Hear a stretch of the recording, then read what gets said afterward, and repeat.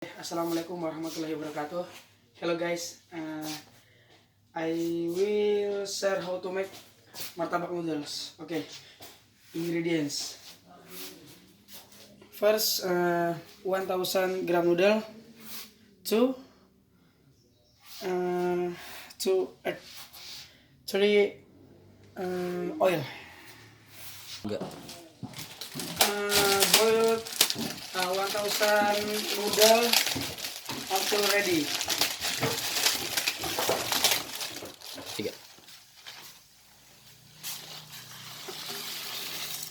Wait 3 minutes. Enggak. Mix all ingredients.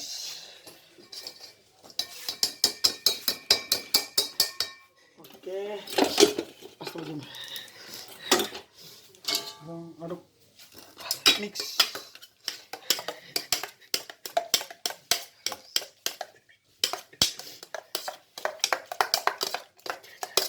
Tiga. Next step, cooking. Okay guys. Okay.